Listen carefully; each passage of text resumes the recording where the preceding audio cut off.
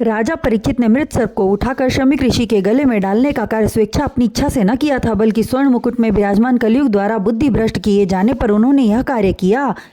राजधानी पहुंचकर जब उन्होंने राजमुकुट को उतारा तो मुकुट उतरते ही कलयुग का प्रभाव हट गया और पुनः धर्म की भावना जागृत हो गई और सोचने लगे, ओह, मुझसे यह कैसा घोर अनर्थ हो गया। मुझे निरपराध ऋषि के साथ अनुचित व्यवहार नहीं करना चाहिए था। वे प्रभु भजन में समाधि में लगाए हुए थे और मैंने उन्हें ढोंगी समझा। निश्चित रूप से घोर विपत्ति मेरे ऊपर आने वाली है।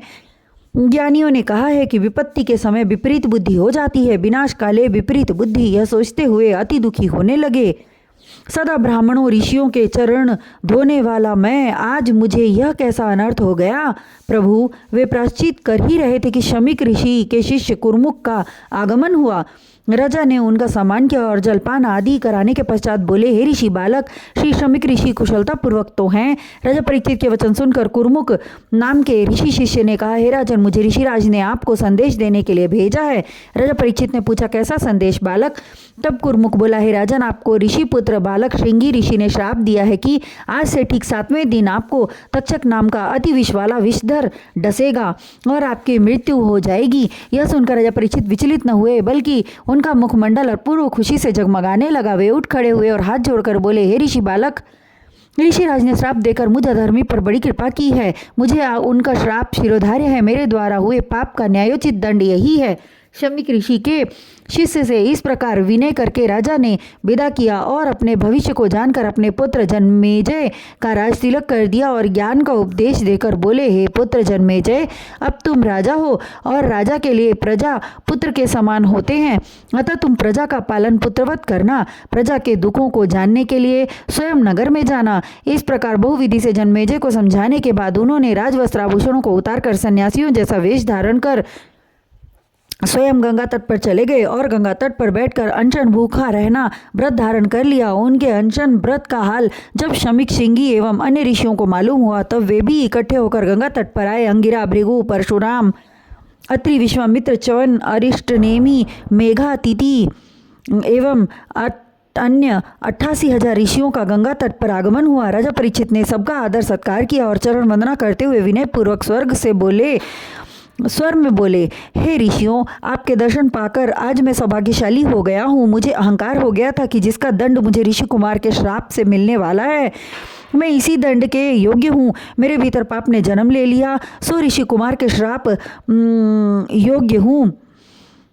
सो ऋषि कुमार के श्राप स्वयं प्रभु श्री हरि ने मुझे सांसारिक माया के बंधनों से मुक्त करने का उपाय कर दिया। मुझे तक्षक के डसने अथवा मृत्यु के प्राप्त होने का तिल बराबर भी भय नहीं सता रहा है, अपितु मुझे हर्ष हो रहा है कि कृपा करके आप लोग भक्त हितकारी लीलाधारी नटवर नागर की लीलाओं का वर्णन करके मुझ पापी को प्रेरणा दे, जिससे मेरे मन में प्रभु भक्ति और प्रगाढ़ हो। मृत्यु का किंचित भी भय उन्हें न सता रहा था। जिस समय वे अनशन व्रत पर आसीन हुए, देवलोक के से पुष्प वर्षा होने लगी और उपस्थित ऋषियों ने उनकी प्रशंसा की।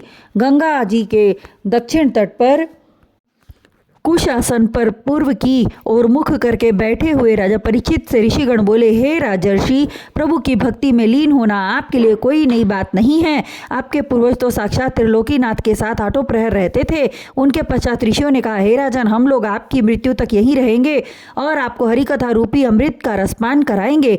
ऋषियों के वचन सुनकर राजा परीक्षित को अत्यंत प्रसन्नता हुई। तब वे विनय पूर्वक ऋषियों के चरणों में शीश झुकाकर बोले, आप सभी परम ज्ञानी, शास्त्र वेद ज्ञाता एवं प्रभु के अनन्य भक्त हैं। मुझ अधर्मी पर कृपा करके वह राह बतलाइए जिससे मुझे प्रभु के दर्शन हो सके और मेरा जन्म लेना सफल हो जाए, तथा यह भी बतलाने की कृपा करें कि मनुष्य को कौन सा कर्म करना चाहिए जिससे वह भाग्यहीन होते हुए भी भाग्यशाली की श्रेणी में आ जाए। जिस समय राजा परीक्षित ऋषि समाज से यह प्रश्न कर रहे थे, उसी समय परम ज्ञानी प्रभु भक्त व्यास जी के पुत्र श्री सुखदेव जी का आगमन हुआ। उनके शरीर पर वस्त्र नाम की कोई वस्तु न थी। सैकड़ों वर्ष की अवस्था होते हुए भी इतने सुकोमल और सुकुमार दिखाई दे रहे थे जैसे अभी 16 वर्ष के हों। उनका अद्भुत रूप था। उन्हें देखते ही उनके सम्मान में राजा सहित सभी ऋषिगण उठ खड़े हुए। उनका दिव्य मुखमंडल सूर्य के समान कांति से चमक रहा था। श्री सुखदेव जी का पूजन करके राजा परीक्षित ने उन्हें उच्चासन पर बैठाया। तब अन्य उपस्थित ऋषिगण एवं राजा लोग भी अपने अपने आसनों पर बैठ गए।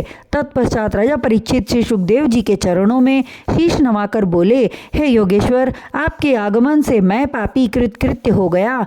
आपने यहाँ आकर हम पर अति कृपा की। ऋषि शमीक का अपराधी होकर भी मुझे आपका दुर्लभ दर्शन प्राप्त हुआ है।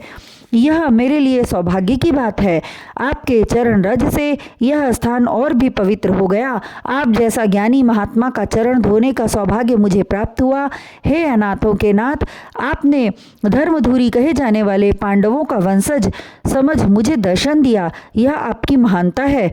अन्यथा आप जैसे ज्ञानी ध्यानी महात्मा का दर्शन पाना दुर्लभ है, जिनके आने जाने का ज्ञान किसी संसारी मनुष्य को नहीं होता, जो बिना आग्रह किए किसी को उपदेश नहीं देते, ऐसे योगेश्वर महात्मा को कोटि कोटि प्रणाम।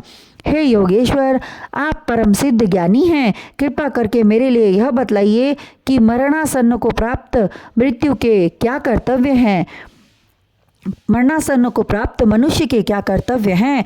मृत्युग्रस्त मनुष्य को किस कथा के श्रवण करने से और किस देवता अथवा वेद का पाठ करने से मोक्ष की प्राप्ति होती है। आप मुझ भाग्यहीन पर दया करके मेरे प्रश्नों का उत्तर देने की कृपा करें। राजा परीक्षित ने बहुत विधि से श्री सुखदेव जी से अनुनय विनय की।